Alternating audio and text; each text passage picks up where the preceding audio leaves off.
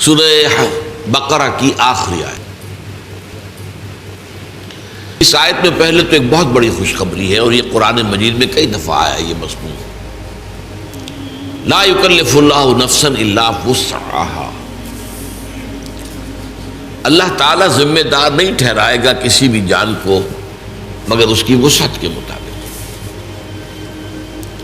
یعنی اللہ تعالیٰ کے ہاں سب کا حساب برابر نہیں ہوگا، حساب ہوگا اس صلاحیت، اس قدرت، اس طاقت کے حساب سے جو اللہ نے اسے دی ہے۔ اگر کسی کی وسعت کم ہے محاسبہ بھی ہلکا ہوگا، اگر وسعت زیادہ ہے، صلاحیت زیادہ ہے، ذہانت زیادہ ہے، جسمانی قدرت زیادہ ہے، قوت زیادہ ہے، تو اتنا ہی سخت حساب ہوگی۔ یہ بہت بڑی خوشخبری ہے۔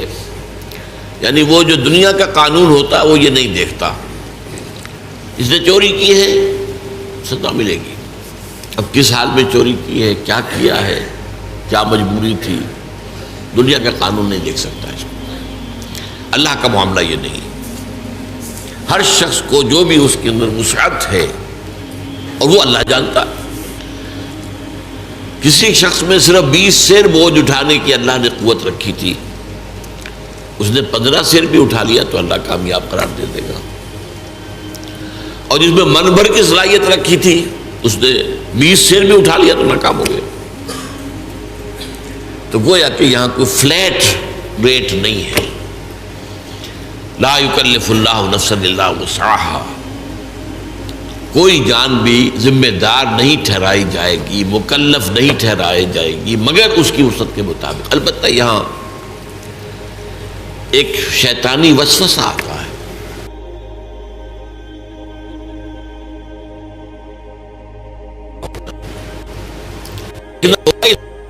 صلاحیت ظاہر ہو رہی ہے۔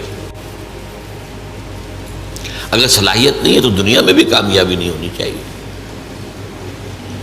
دنیا میں تو آپ آگے سے آگے جا رہے ہیں، اور دین کے لیے یہ کہہ دیں میرے اندر صلاحیت نہیں، یہ دھوکہ ہے۔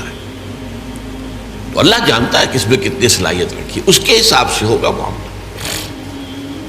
اپنی امکانی حد تک آدمی کر گزرے بس، اللہ تعالیٰ کے اللہ کو معلوم ہے حساب کتنا ہے، کتنا لینا ہے، کیا ہم نے دیا تھا، کتنی قوت، کتنی ذہانت، کتنی صلاحیت کتنی ہم نے دی تھی۔ لیکن اس شیطان کے دھوپے نہیں آنا چاہیے، بلکہ یہ دیکھا جائے گا اگر آپ دنیا میں کامیاب ہیں، آپ کی تجارت جو ہے پروان چڑھ رہی ہے، پھل پھول رہی ہے، یا اور آپ اپنے پیشے کے اندر ترقی کر رہے ہیں دن بدن، تو ظاہر بات ہے کہ صلاحیت ہے۔ اب اپنے آپ کو بری ٹھہرا دینا یہ کہہ کر کے میرے اندر تو صلاحیت نہیں ہے، یہ غلط ہے، یہ دھوکہ ہے، یہ نفس کا دھوکہ ہے، شیطان کا دھوکہ ہے۔ تاہم قاعدہ اپنی جگہ یہی ہے، لا یکلف اللہ نفسا الا وسعها لہا ما کسبت وعلیہا ما اکتسبت۔ یہ لہا اور علیہا، یہ میں نے بارہا آپ کو بتایا ہے کہ لام آتا ہے تو کسی کے حق میں جانے والی بات، اور علی آ جائے تو کسی کے خلاف جانے والی بات۔ القرآن حجت لک او علیک، قرآن یا تو حجت اور دلیل ہے تمہارے حق میں یا تمہارے خلاف، اس پر چلو گے، اس پر عمل کرو گے تو وہ تمہارے حق میں گواہی دینے والا ہوگا، اللہ سے سفارش کرے گا تمہاری، اور اگر تم اس کے خلاف چلو گے تو وہ حجت بن جائے گا، دیکھو یہ تم نے ہم نے بتا دیا تھا کہ نہیں تمہیں، اب وہ تمہارے خلاف دلیل بن جائے گا۔ القرآن حجت لک او علیک، یہی بات یہاں فرمائی، لہا ما کسبت وعلیہا ما اکتسبت۔ ہر نفس کے لیے، ہر جان کے لیے ہے وہی کچھ جو اس نے کمائی کی ہے، اور اسی پر وبال آئے گا اس کا جس کی کہ اس نے گناہ کی کمائی کی۔ یعنی یہ کہ لا تزر وازرۃ وزر اخری، کوئی اور کسی اور کا بوجھ نہیں اٹھا سکے گا، نہ باپ بیٹے کا بوجھ اٹھا سکے گا، نہ بیٹا باپ کا، نہ شوہر بیوی کا، نہ بیوی شوہر۔ ہر ایک کو اپنا بوجھ خود اٹھانا، لا تزر وازرۃ وزر اخری۔ تو لا یکلف اللہ نفسا الا وسعها لها ما کسبت وعلیہا ما اکتسبت. اب اس کے بعد ایک دعا تلقین کی گئی ہے، ربنا لا تؤاخذنا ان نسینا او اخطانا. اے رب ہمارا مواخذہ مت کیجو اس پر اگر ہم بھول جائیں یا خطا ہو جائے. خطا کسے کہتے ہیں؟ بھول جانا تو واضح سی بات ہے. خطا اسے کہتے ہیں کہ ایک آپ نشانہ لگا رہے تھے، وہ نشانہ خطا ہو گیا. آپ نے تو نشانہ لگایا ہے لیکن وہ خطا ہو گیا. تو جو خطا ہو جائے اے اللہ اس پر ہم سے مواخذہ نہ کیجیے.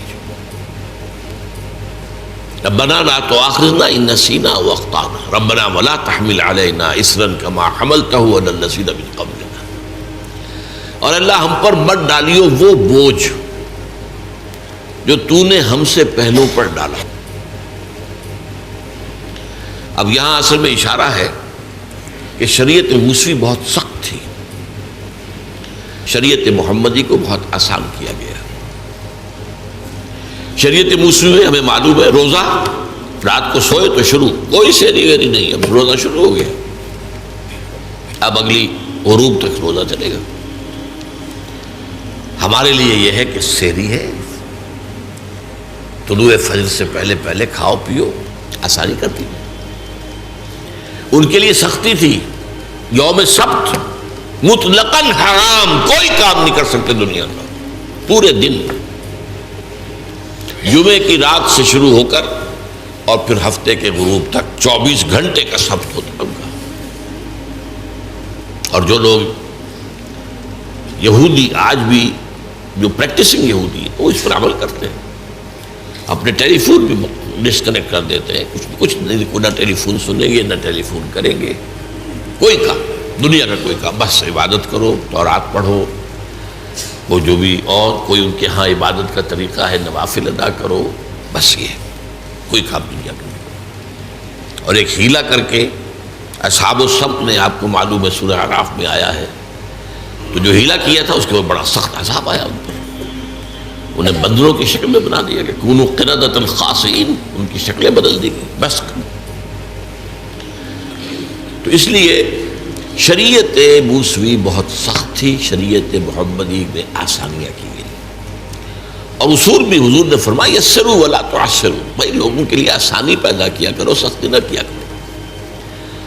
عام طور پر ہمارے ہاں رویہ کیا ہے، آپ کو تو سخت سے سخت بات کا فتویٰ دیں گے، اور خود انہیں معلوم ہے کتاب الحیل کس طرح ہیلے سے بچا جا سکتا ہے، خود ہیلوں پر عمل کریں. یہ عام ہے. ہونا یہ چاہیے کہ آپ اپنے لیے زیادہ سے زیادہ سختی کر لیں، دوسروں کے لیے آسانی، جو بھی شریعت کے اندر وہ گنجائش نکل سکتی ہے وہ نکال کر دکھائیں.